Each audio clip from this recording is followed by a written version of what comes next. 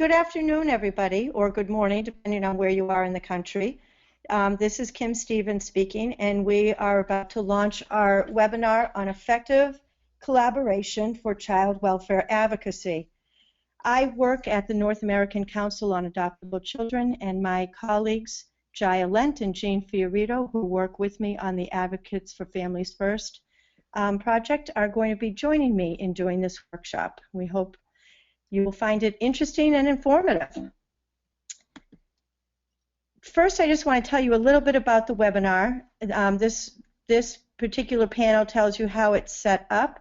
You're going to be able to see the slides, and you can either listen through your computer speakers or you can use the audio portion of the GoToWebinar control panel and switch on to use telephone, and then you would have to use that call-in number that's listed. You're all going to be muted throughout the presentation, but anytime you have a question, please feel free to go to the question box that is at the bottom of the GoToWebinar control panel, type in your question and click send, and we'll take an opportunity during the session to ask the question aloud so everyone can hear it and also provide the answer. If they are not questions that are particularly pertaining to what we were talking about at that moment, we may wait till the end. We have just an hour to go through this presentation, and we want to make sure we get through it all. But please know that you have our contact information and that you are more than welcome to get in touch with us after the webinar if you have additional questions that were not answered. I also want to let you all know that you're going to be getting an email after the event that's going to let you know how you can access the archived recording of the presentation as well as the PowerPoint slides, so that if you want to go back and look at something, or if you want to share it with a colleague, you can certainly do that later on. We often have folks that register for the event do not participate live, they come in later. And we also like to find out who is joining us, so I want to launch a real quick poll just to find out who is on the line. If everybody could please check the box that most describes who you are. I know that many people have multiple roles, but at least it will give us some sense of who's with us.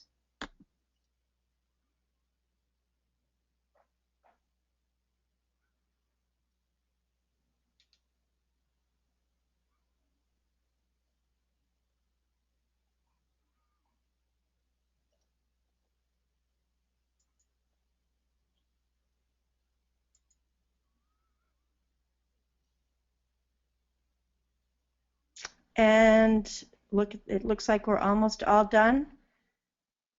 What we have is about 10% are former foster youth or adopted persons, 80% are child welfare professionals, 10% are kinship care providers, 29% are adoptive parents, and 24% are foster parents. And my quick math skills tell me that my colleague Mary Boo has very graciously changed the poll so that you can click more than one.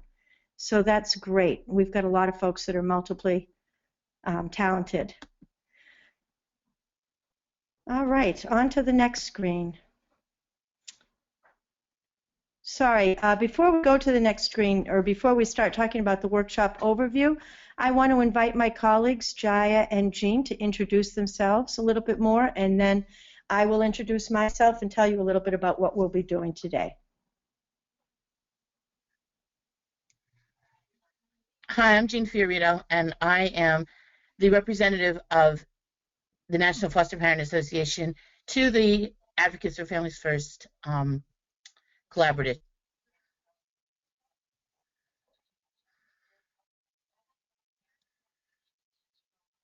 Jaya?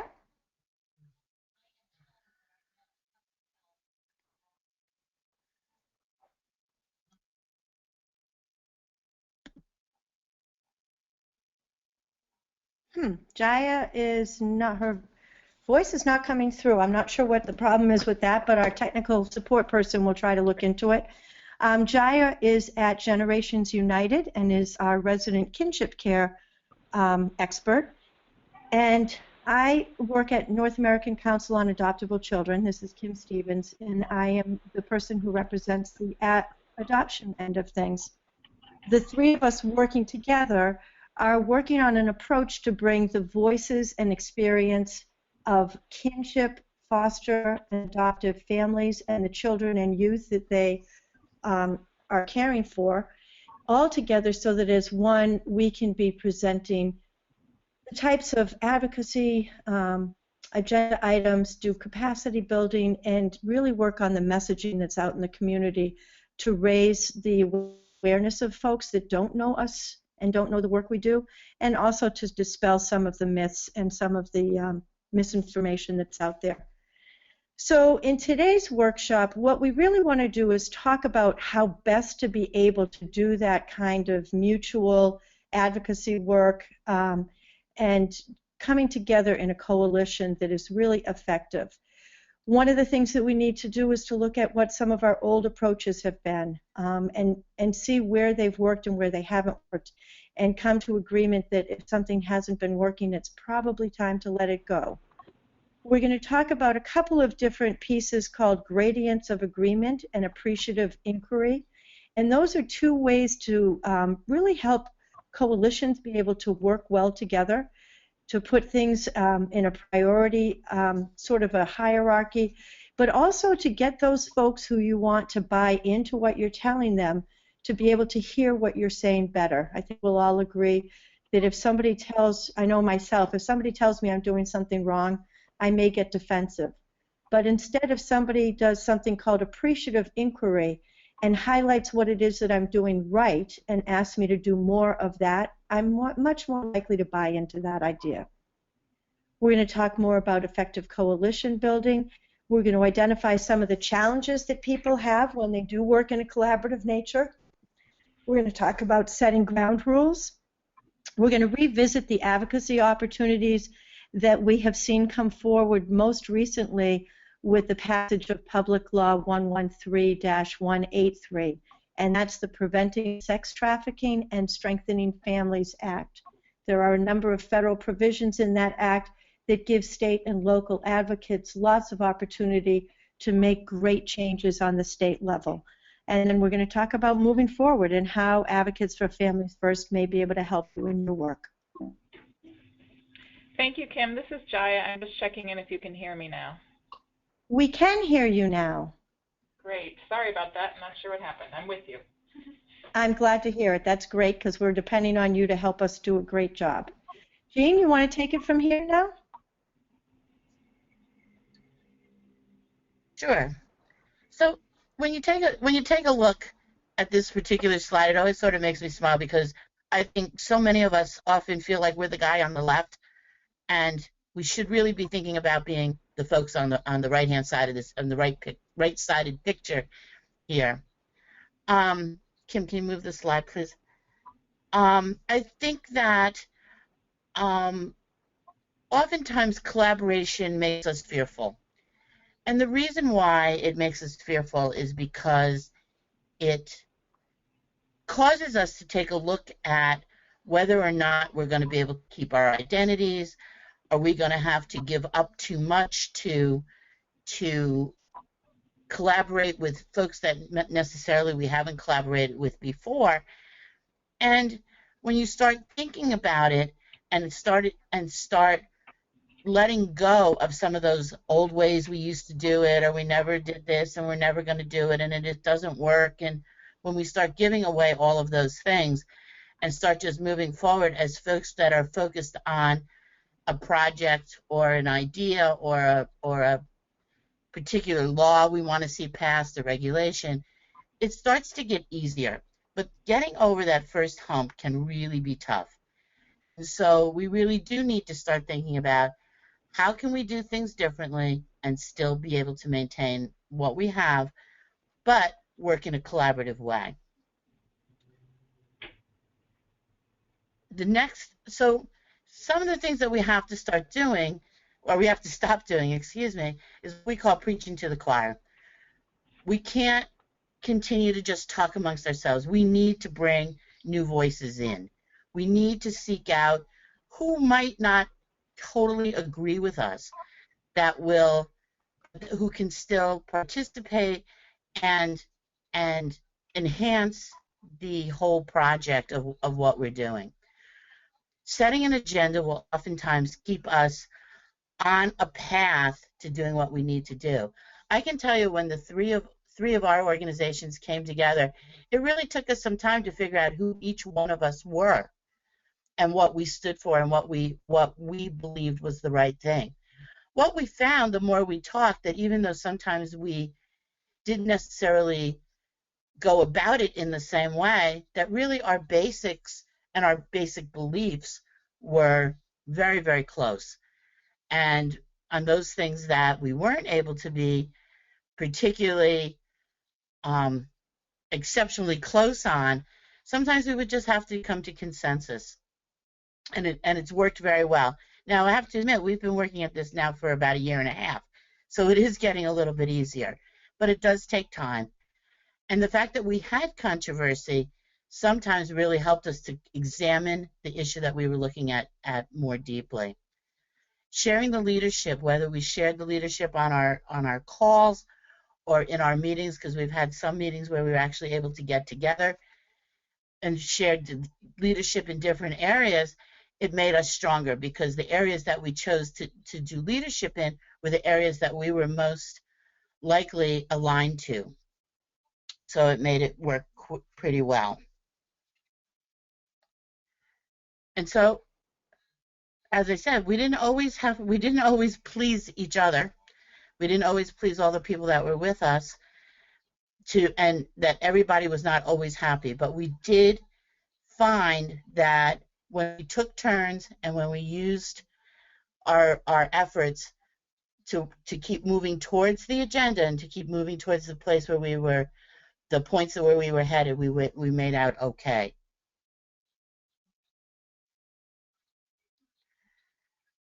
And I guess it again becomes the whole, when we start setting rules, then setting rules can be somewhat difficult. We do not want to have scatter memos where somebody did something and then everybody gets blamed for it. I think all of us have worked in organizations where that happens. And so really what we need to be looking at is, what can each one of us do to make it work the best?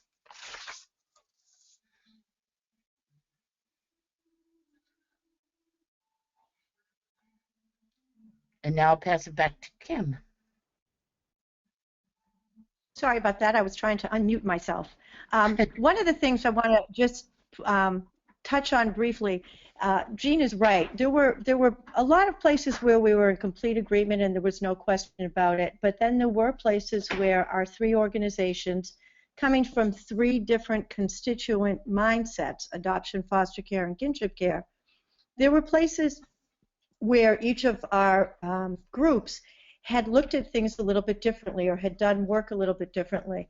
And one thing that we found was very helpful, and I know I have found very helpful, I think my colleagues as well, whenever we got stuck, and I would really encourage you to do this whenever you're having conversations both within your collaborative teams, but also with those decision makers who you are trying to convince to buy into your priorities, the most effective way to move forward is to put the child in the center of the conversation. I think oftentimes when we get stuck, it's when adult priorities get in the way.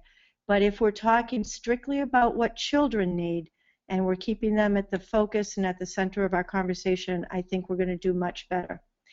So this gradients of agreement piece is something that I actually came across when I was working in Massachusetts with a group of, believe it or not, 100 people trying to come up with a better way to do practice back when it was in,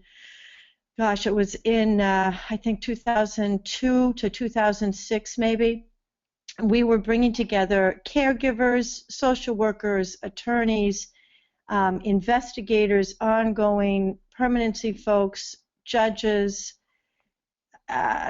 police officers, medical folks, I mean, you name it. We had folks from all over our community all coming together, trying to come up with one document that said this is how we're going to do work in Massachusetts along child welfare. And you can only imagine how diverse the opinions were and how diverse the experiences were. And so one of the things that we came to agree upon was that we could identify something called a gradient of agreement. That instead of being blocked just because we didn't have 100% consensus on 100% of what was being said, we could at least talk it through and find out where people stood along this continuum. So you could go anywhere from complete endorsement that says, I really like this, and that's usually the person who came up with the plan, right? All the way to a block that I will veto this proposal. When you're working in a collaboration, it's really important to have this kind of thing in mind and to understand where people fall along the lines. In our case, when we were working in Massachusetts, there were folks who would say, and quite welcome to say, you know what, I'm going to agree to work with you on behalf of items 1, 4, and 7. Wholeheartedly, my organization is behind it 100%.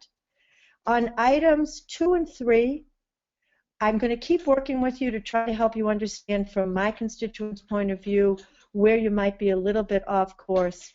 And that number 6, there's no way I can go with that. And so by being able to break things down in that way and really see where people stood, where we could keep moving forward and where we couldn't, it helped us to make agreements about certain things even as we were stuck on other ones. And I think that's one of the big things around advocacy work. It's very easy to get stuck in a place, more difficult to move forward, and we really wanted to help you have the tools to be able to move forward. You can assess agreement in a number of different ways, and again, this goes back to how many people are in the room is one consideration that you have to have. How comfortable are those people in the room? Have you been able to have some tough conversations and move forward with them? Or are you still really trying to feel your way through a relationship and wanting to try to preserve what ground you have made? So a show of hands obviously is an incredibly public way of assessing agreement. Everybody's kind of out there. As well, if you pick one idea or pick 1 or 2 ideas and say why you believe in them, you are very much out there publicly. However, the idea of being able to pick something and say why also gives you a platform to try to help other people understand things from your point of view. Secret ballots certainly are very effective in terms of keeping people's sort of privacy and helping them be able to be as honest as possible. We'll oftentimes use not just a secret ballot, but maybe even a suggestion box where people can anonymously put in information or put in suggestions about how we can move things forward. The one thing that I would say about secret ballots is that in a collaboration or a coalition, if you are going to be using secret ballots, I strongly urge you folks to talk about the ground rules about those as well. Just because something is secret does not mean that you want it to be offensive or attacking. You want to be able to preserve your relationship building. And I do also urge you, as you're moving forward, to move away from the secret ballot, more towards open conversations. Now, one of the things that I've seen used in a number of different venues, and I think is really successful, is to do something called post-it ratings. With the post-it ratings, what happens is you have perhaps a big flip chart with several different items on there. And you use this oftentimes if you're trying to prioritize your agenda. So say you have 5 or 6 different agenda items that you want to work on. You know, because you're effective advocates, that if you work on more than 1 to the maximum of 3 at a time, you're not going to be as effective. I mean, you are going to be more effective than if you work on more. So we always encourage people not to pick any more than 3 priority items at a time, preferably even to just pick 2. You might have 5 or 6 that are good ones. So with the post-it ratings, what we will do is either have people write numbers 1, 2, 3 on their post-its, or you could use a color coding method where, for example, blue is number 1, pink is number 2, and green is number 3. However you want to organize it, but everybody gets to have those 3 votes. And each person goes up to the flip chart, puts their post-it note number 1 next to the one they are most enthusiastic about, number 2 next to the next, and number 3, and so on. You then, without calling people out, can get a real sense that perhaps you only have 3 people that rate option A as their number one, but virtually everybody has rated option A as either their number 1, 2, or 3. So you've got real consensus there that the whole group wants to work on option A. Then you might have option E or F, where you have, one number 1, one number 2, one number 3. Clearly that's not one that's going to rise to the top. So that's a great way to really see, when you've got a long agenda list, what it is that can move to the top, what it is that can be put on hold. And part of this is the agreement that you're going to be in it for the long haul. So this year we're going to take on this priority, or this 6 months we're going to take on these 2 priorities, but the next time around we will come back and revisit the ones that got put on hold. The other piece that I want to speak to is this idea of problems versus appreciation. And again, going back to, all of us are much happier to hear about what we're doing right rather than what we're doing wrong. So on the left-hand column, you'll see all of the different sort of facets to a problem approach to an issue, and on the right-hand side, you see the appreciation approach to an issue. So the problem is, what are we going to fix? And for the appreciation, it's what do we want to grow? The problem, the language identifies what's wrong, whereas with appreciation, we're going to identify what's working, what could be, what do we imagine. In the problem piece, we can really find ourselves to being fragmented. We can find ourselves into being very nitpicky. And with the appreciation approach, we're going to really open up a box, sort of rather than a Pandora's box, kind of the opposite of that, sort of a treasure box of all the possibilities that there are out there. The problem approach is very, very slow. It takes tons of emotion to try to wade through all of these things that we're going to say this is wrong and that's the wrong. Whereas with the appreciation approach, we're going to be creating new energy. We're going to be getting people excited. People always want to jump onto something that's working. People always want to say, yes, I'm a champion for good things. And finally, the piece about a problem, and this is especially true when we're trying to do systems advocacy or legislative advocacy, with the problem approach, we are assuming that the organizations are problems that have to be overcome. And it's going to set us up as individual advocates or as grassroots advocates as kind of a David and Goliath piece. Bureaucracy and systems are much bigger and sort of have that momentum of being big and having been around for a long time. Whereas if we go into any kind of a negotiation or an advocacy discussion, assuming that the organization that we are working with has an infinite capacity for good, we're going to get a lot further and we're going to get there a lot faster. So as you are examining the positive, these are the questions that you want to ask, both in your small group, in your team, but then also you want to bring those questions to the larger discussion. So we want to take a look at what is working. We know that there are things that are not working because we can compare them to the things that are. And when we highlight those things that are working, the second question that we ask is, what did it take to make that work? What were the ingredients in place? What were some of the approaches? What were some of the assumptions that were made? One of the things that we highlighted when we were doing our work in Massachusetts was that we could see clearly that some offices were doing a much better job of engaging families than others. And interestingly enough, when we traced it back, what we found was working was that in those offices that were doing very well, the very first person, the receptionist, was a positive, very happy, very enthusiastic person that was willing to go the extra mile to connect the caller to who they needed. So imagine yourself calling, making a first phone call, whether it's because you're interested in becoming a foster parent, or it's because you're a family that's struggling and needs help, or it's because you're a neighbor or a relative that's worried about a child that you know. If that first caller answers the phone and does not have time for you, or is dismissive, or seems like they're rushed or angry, you're likely not to make a call a second time. However, if that first person who answers the phone engages you and asks more about what it is that your concern is or what your interest is, can get you talking a little bit, they are more likely to connect you to the right next person, and you are more likely to continue in your pursuit.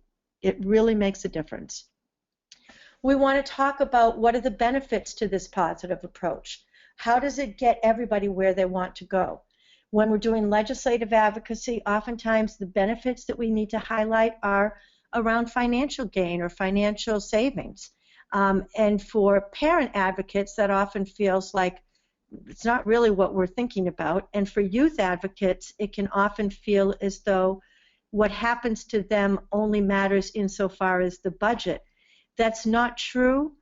We all know that we care about more than that, but sometimes we have to talk about things in ways that those that don't understand our community can at least hear and go to the next step. We want to think about when there were times when people were able to successfully work together and agree upon things, and how did they get where they were going, what were some of those factors. And one of the things that I love to do when bringing together a coalition of people is to just do an inventory around strengths and not weaknesses, around strengths and abilities, sometimes hidden abilities. I'll oftentimes, if I have a group of people in the room, ask people just to shout out certain interests that they have or hobbies that they have, and before you know it, you've got in your room the capacity to put together a PSA, because you have someone who loves photography, and you have somebody who loves doing videography, and you have somebody who's a real enthusiastic writer, and before you know it, you've got all the ingredients that you need to do a grassroots backyard PSA without having to expend an awful lot of money or convince somebody of what it is they need to highlight for you. So I don't want to belabor this, but these are the reasons why it works. There's relief when you find out that people are not going to tell you what you've done wrong. Once you have established that we're not going to talk about what you've done wrong, it also helps folks on the other side of the table to see the need for change, because they don't have to be defensive. And you're inviting them to contribute to the solution.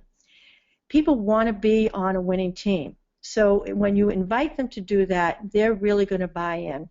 And it also allows us to get folks from all different kinds of communities and organizations and really put together a very diverse group of folks, which will again speak to that bottom line of not having an unforeseen consequence.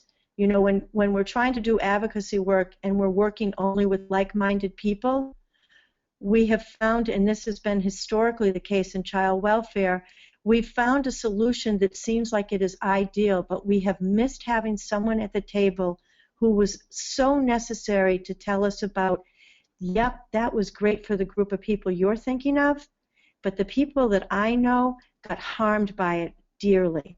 And so we really need to be reaching out and make sure that all of the folks that need to be at the table are at the table.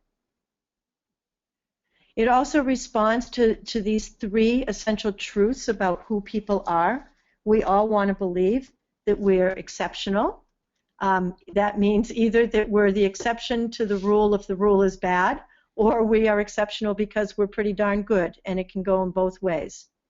We all want to feel as though we're essential, that we have a role to play. We want to feel as though we are an equal partner. We don't want people doing things for us. We want people doing things with us.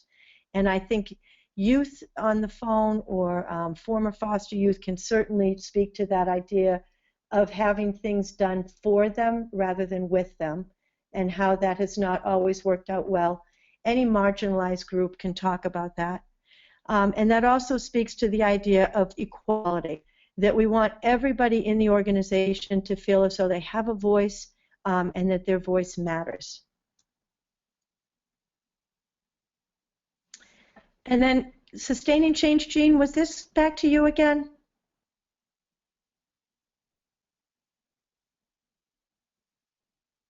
I don't think so, but I can. Okay, sorry about I that. think it was store. No, that's all right. I will continue. So then the next piece, so now, we've done these things that Jean has talked about. We're not going to do work the same way. We're not going to talk about what's not working. We're going to reach out. We're going to build our coalition. We're going to do the appreciative inquiry and figure out how we come to agreement. And then we have to figure out how to sustain that change and how even to sustain the team. So that really takes work. You have to nurture this relationship, just like a plant or a baby or a puppy. You want to nurture it, you want to feed it, you want to help it to grow. You want to reward and acknowledge when things are changing for the better. Certainly when we're doing legislative advocacy, we always make sure to shout out to those legislators that have done a great job. And even, when something passes, so for example, when this law passed that we're all excited about, the Preventing Sex Trafficking and Strengthening Families Act, the whole child welfare community did a big shout out to the legislature. We didn't call out those legislators that did not vote for it. We just thanked them all and assumed the best of everybody. We want to continue to develop and renew our resources. We want to keep adding to our coalition. We want to keep seeing who's out there. We want to be proactive and think about what the next opportunity is that feeds into what we've been working on. And we definitely want to think about who are some of the emerging leaders, even some of those emerging leaders that don't yet recognize in themselves the ability to be a leader. And for those of us that have been around for a while, like myself, that means that we have to be willing to give up our seat at the table for somebody younger, more energetic, and with different ideas. That doesn't mean we give up the seat and pull the seat out from under them. It means that we really support them, knowing that unless we're constantly looking at new leadership and nurturing that new leadership, those old dogs like me are going to get too old pretty soon and not be around to do it anymore. And then we also want to think about how do we ensure that everybody at the table feels as though they're a winner. Back to turning a negative into a positive. I do a lot of work with both young people and with parents that do speaking in front of panels, or speaking on panels in front of decision makers or in front of child welfare folks. Particularly with the young people that I work with, they usually are coming to the table and want to speak because they've had a negative experience and they want to shape that and change it for the next person. What I talk with them about is the fact that their audience is going to tune them out if their audience feels either attacked or feels ashamed. So we will talk through what was the experience. I don't edit, I don't stop them, I let them talk through the entire experience. And then we go back and we have a conversation about how they could tell that same story in a way that inspires people rather than shames people. And so the basic question that I'll ask them is, what would it have been like if that worker, if that attorney, if that parent, if whoever it is, had done something the way it needed to be done? Can you describe that instead? And they can really wrap their heads around it. So I really encourage you, as you're identifying what the issues are, to always be thinking about what the solution is and to frame the negative issue in such a way that people understand that you're working towards a solution. You're not just calling folks out. You want to find your common ground, and as I said, sometimes that goes back to finding the piece that people will resonate around in terms of budget. Particularly in the United States these days, it seems everything revolves around the budgetary questions. This radio station, WIIFM, what's in it for me? So always put yourself in the shoes of the person you are trying to convince. Try to understand where they are coming from, what they are interested in, and why they would be concerned. So, for example, when we're talking to legislators, we know that we can go online and we can find all kinds of biographical information about them. I want to key into those things that I think are going to engage them. If they, graduated from the same university that I did, I want to talk about that. If I see that they have pictures of their grandchildren that are on their website or even in their office, I want to relate the fact that I too am a grandparent. Um, we need to find out if they're a hunter. I don't tell them that I'm not a hunter. I'm not going to lie about it and say that I am one, but I'm going to find that piece that is going to speak to them personally, because it really is all about relationship at the end. And that goes back to compromising without selling out. It is possible to do compromises and to find compromises, but you have to know before you go into any kind of an advocacy or coalition building piece, what's your bottom line? What are those things that you cannot compromise on, that you cannot turn your back on? And in fact, as Jean said, when we were bringing our 3 organizations together, we spent several days all holed up in a hotel room doing strategic planning. And one of the pieces of that strategic planning was for each of our 3 organizations to say, what things are you absolutely going to hold fast to? What things can you not compromise on? And fortunately, in our case, for all 3 of us, they were all pretty much the same thing. It was very easy to respect one another's position. We wanted not to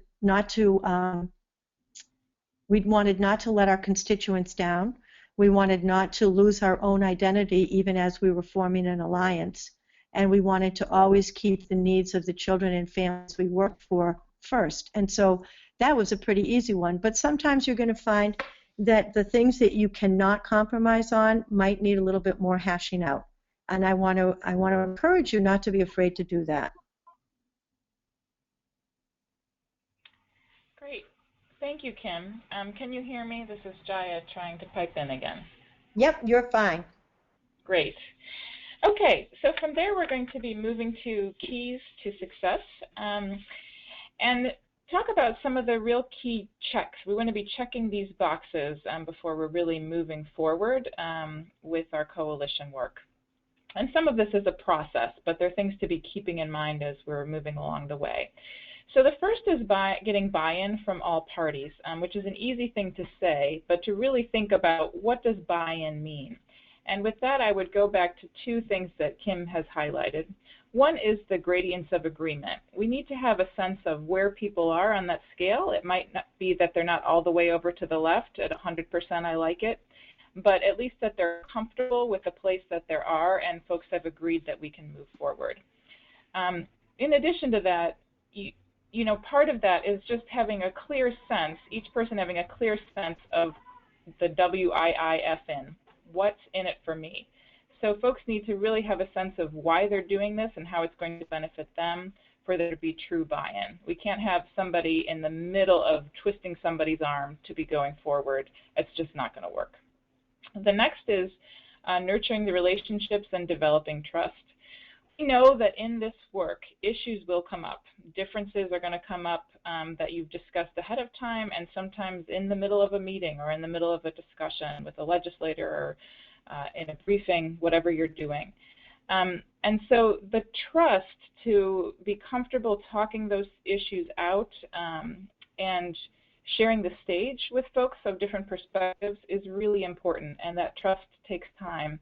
I think when I'm thinking about whether or not I've come to a place of real trust in a partnership, one of the sort of tests that I have is if I get sick that day and somebody else has to do my speaking points for me, do I feel comfortable that they're not going to purposely change them a little bit to more represent their side?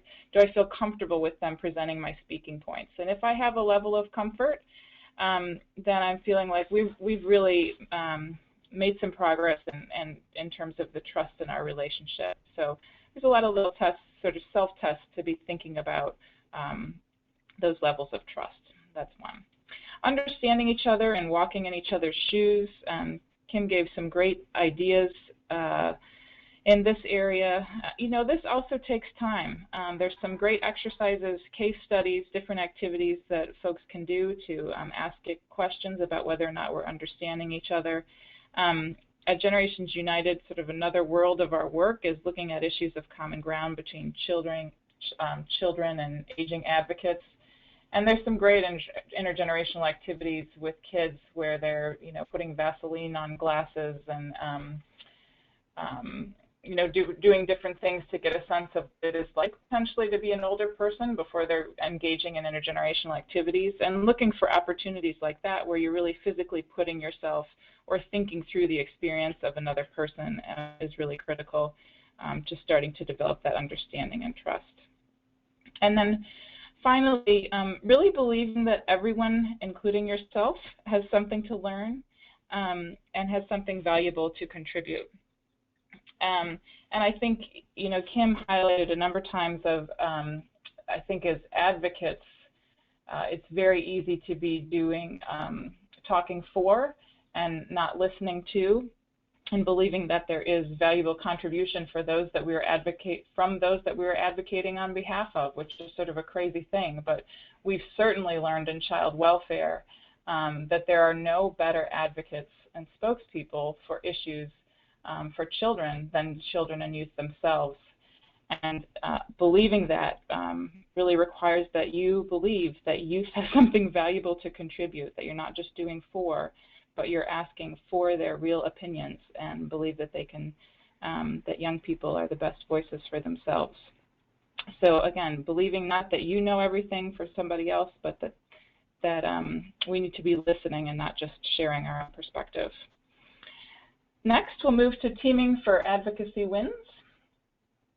And again, identifying issues of common ground, issues of mutual interest.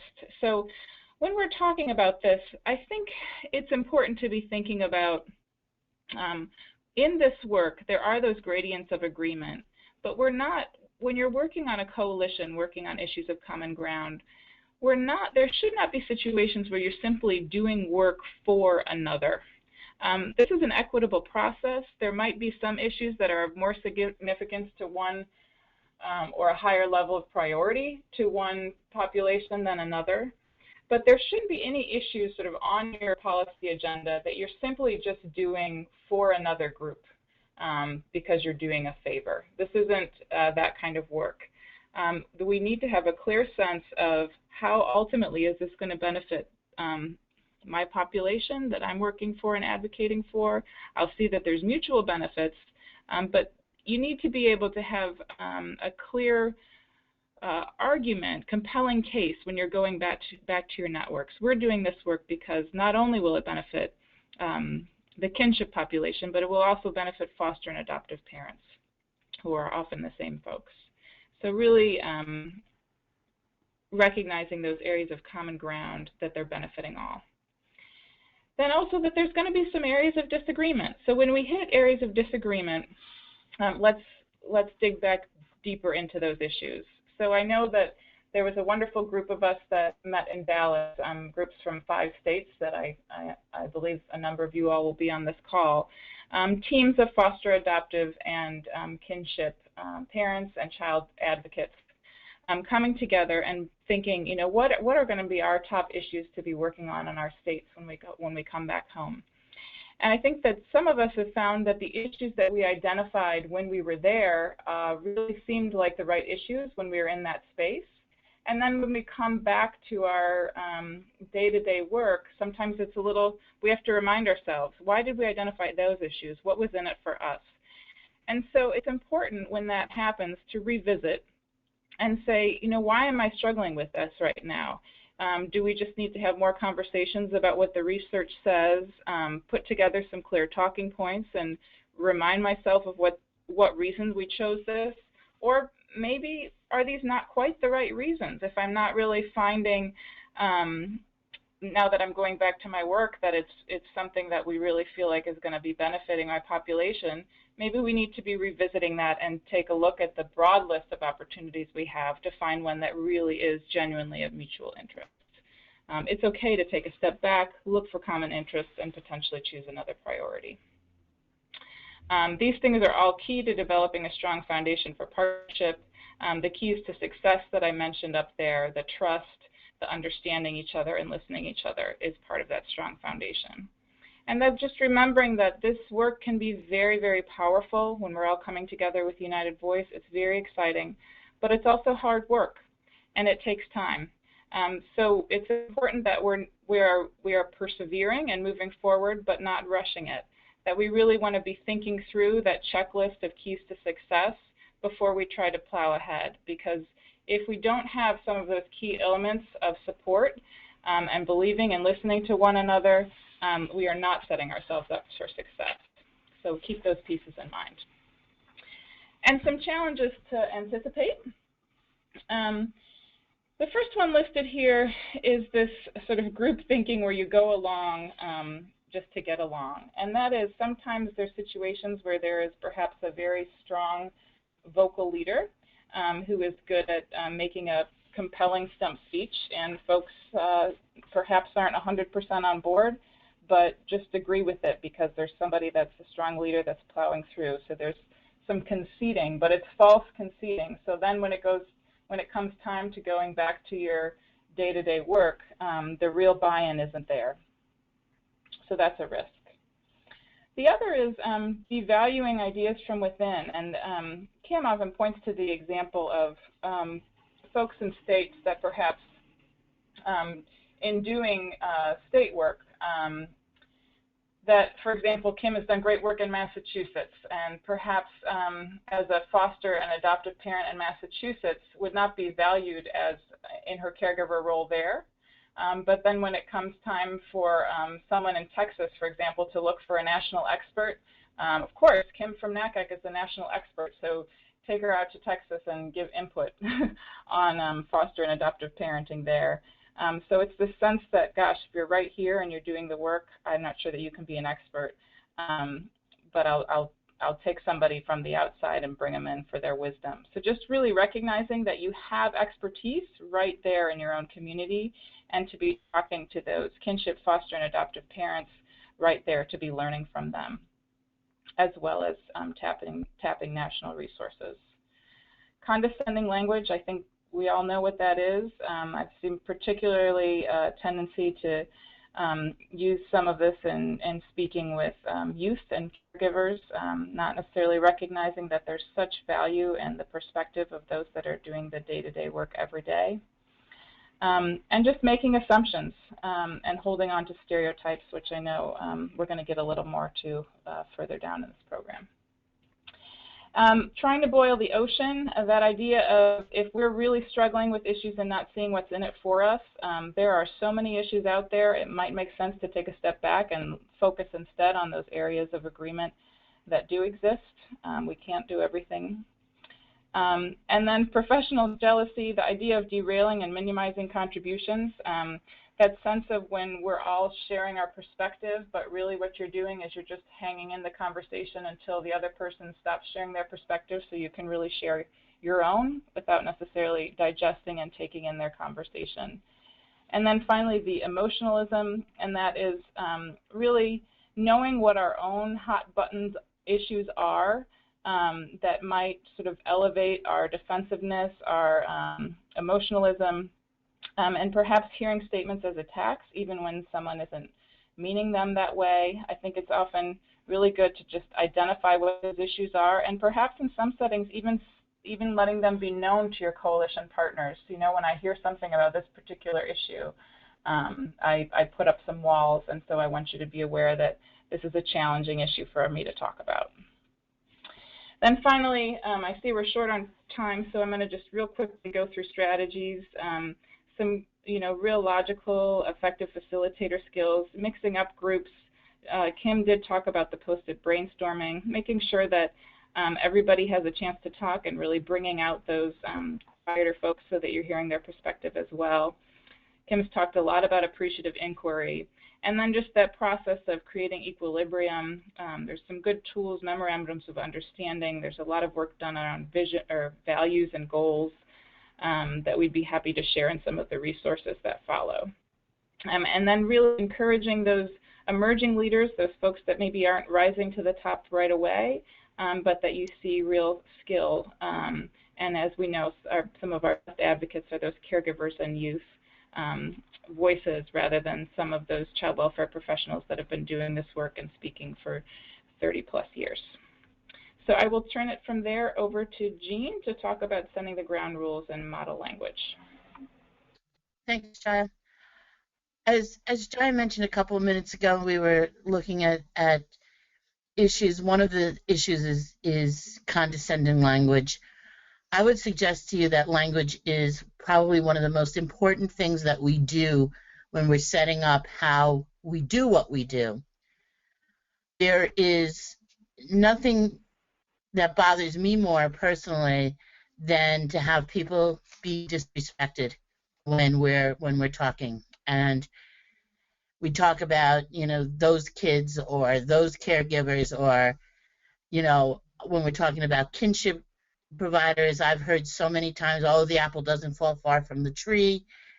It is just totally, totally disrespectful.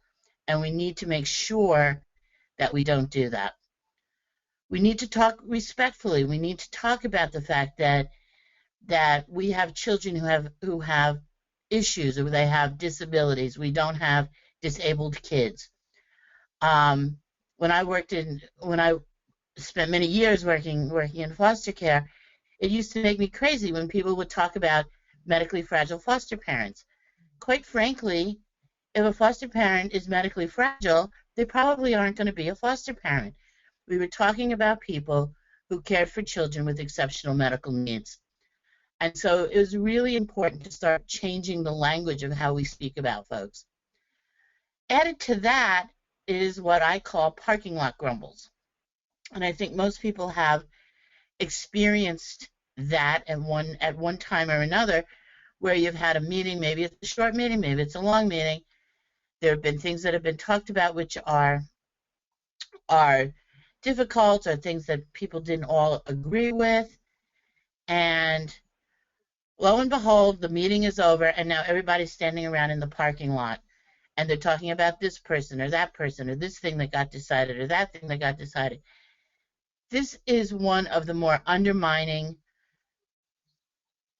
actions that people do to undermine the work that you're trying to do. And it's something that it just needs to be avoided. If you have something to say, you need to say it with the whole group, and try to make the process better and not make it harder on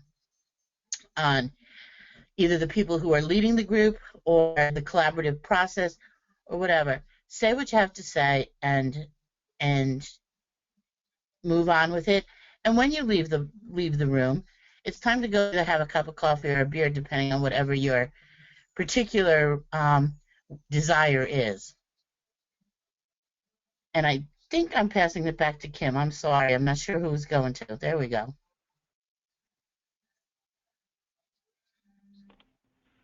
Kim, that's you. Kim? Okay, I think we've lost Kim. So unless she jumps in, I will pick up this piece. Sorry. She's back. I was muted. Okay, go for it. I'm just going to do a real quick, these are just some of the different things that I think we've all heard in different venues. Foster parents get the resources, all the resources they need, while kinship families receive little to none. Kinship families want all the support without going through the accountability and red tape that unrelated foster and adoptive parents do. Blood is thicker than water. Youth have to go along with adult priorities. They're in it for the money. Relatives can swoop in at any time and grab the kids even though they weren't there when needed. Once the adoption is final, those parents should take care of their kids. I think probably everybody on the call has heard one or more of these various negative stereotypes and assumptions. And what we want to encourage you to do is, no matter what it looks like from the outside, take a few minutes, talk to a person, find out from their perspective. I also want to encourage you not to do what we just did with this slide when you're talking to the outside world. We have found out in our consultation with a media consultant that whole idea of showing myths and truths, really all it does is implant the myth even more firmly in a person's mind. If they believed the myth, once you tell them it's a myth, they're going to just believe it even more. So we have some experts on the phone that know how to sort through what's real and what's not real. We just wanted to kind of put these out there and and ask you to think about where you hear these. Is there a way for you to address them and to challenge these thoughts? And Jaya, I think Regarding it's back to strategic, you. no, Sorry? it's me, Jean. Jean, It's sorry. Jean. No Thank you. problem. So when we talk about strategic planning is one of the most important things that we do in collaboration when we're trying to reach a certain goal. It is not Strategic planning is not the easiest thing to do, and as many years as I've been working on strategic plans with other people, I still get confused sometimes. So make sure that you continue to try doing it. Don't get frustrated by it. But there are certain things that are really important to do. Set your short-term goals and your long-term goals. What can I do to get some immediate success? What can we do to get some long-term success? Because those things are important. The activities should always support your mission and your priorities. Sometimes coming up with your mission is the hardest thing to do because, again, you want it to be succinct and you want it to be cogent. So those are the things that you really need to work on, and then all your activities should follow and support those pieces. Seek community partners for leadership and sidebar interests. That is in other pieces that belong to your project. Look for people that can help you along with that, and look for partners where others can take the lead. I think that if there are any questions, we'd be happy to entertain them now. We did get one really important question, I think, that we should address. One of our listeners, first of all, thank you. That was very nice. She says, good for you for the 1.5 years of joining forces and including youth in the Advocates for Families First. But also asks, what is your philosophy regarding also actively working to include the disliked and disempowered biological parents? And I want to thank you for the question. This was actually a big piece that we discussed a lot in strategic planning. And it goes back to boiling the ocean. Our alliance came together representing folks that are caring for children once it has been determined that birth parents are not caring for those children. But I will tell you that we have worked very hard, and this also goes back to who are the leaders in other issues that are tangential to ours or even really, very much aligned with ours. So all of our values, all of our mission statement and core values in our strategic plan refer back continually to respect for and to working with birth family prior to a child having to come into care. Where we see our role is once that has happened, that the child has come into care, that's where we want to ensure that the best outcome happens for that child. But we definitely do respect and support our colleagues who are doing the birth parent work and collaborate with them whenever we can. And I guess that's the best that we can do at this point in time. With the limited staff and resources that we have, we would be boiling the ocean if we tried to do it all.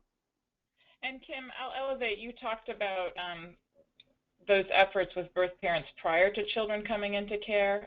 In addition to that, we do talk about the value of engagement and, getting input and collaborating with birth parents to the degree that it's possible when children are in care, not just prior to care. So, our website, I think, speaks a good amount to that. So we can certainly share that information afterwards if the person posting that question has more individual questions. Yeah, great. I think, this is Jean, I think it's also important to recognize that, particularly with kinship families, that more of them are informal arrangements than are formal ones. We spend a lot of time looking at the formal ones where the children have been involved or are involved in public child welfare situations.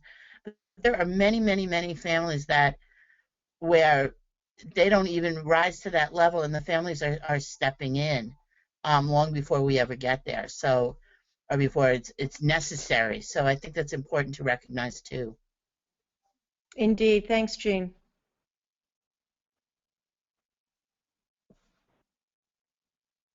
So, So we, Advocates for Families First. Go ahead. I'm sorry, nope, Kim. it's you. Okay, thanks. Advocates for Families First. We have implementation pieces from the Strengthening Families Act that was passed that really needs state support, or people to, I'm sorry, that need to be passed within the states themselves. We need advocates on the local level who can help move those forwards. What we suggest to you is that you talk with your agent, your child welfare agency, and find out what types of things they're working on, what types of things that you can be on committees to work with, or you can bring them suggestions about what needs to happen. Beyond that, we also have a very good website that's continuing to be built, and it is advocatesforfamiliesfirst.org, and we really would like you to continue to look at that website and look at it periodically, because we put new things up there all the time, and join our mailing list, because there are other things that happen in a shorter period of time, and if you're on the mailing list, you'll get the newest information quickly. John, I'm going to send it to you. Sure. So I think we've come to the end of our webinar, so I'll just, or our time. So I'll just mention the next couple of slides are a list of some of the recently passed legislation. Has a number of opportunities in the states, as Jean mentioned. So if we do forward the slide, we do have a rather extensive agenda that's on advocatesforfamiliesfirst.org that lays out, sorry for the background noise, that lays out the that lays out the legislative federal legislative issue that moves forward, and then the state responsibility and advocacy opportunity. This information is on our website under the advocacy section, so I encourage you to go there to look further at that for opportunities that your coalition partners might mutually be interested in. And I'll just leave it at that. And then, of course, these are some of the resources that we can offer to each of you. Help with data collection, help with putting together spreadsheets on funding and savings. We can help you with legislative language, proposals, and action plans. This is all within our mandate with our work. And this is how you can find us: our telephone number, email address, and the website. And I want to be respectful of everybody's time. We are over the time that we had. If you have questions that have not been addressed, please do feel free to get in touch with us. And I just want to remind you once again that you will be getting an email following this that gives you a link to the archived webinar. It also will bring you to other webinars we've done in the past. And we will also have a link to a real quick survey just to evaluate the presentation. Thanks very much. Thank you to my two co-presenters. It's always a pleasure working with them. And we hope to hear from many of you in the future as you go forward with your own advocacy plans. Thank you. Thank you.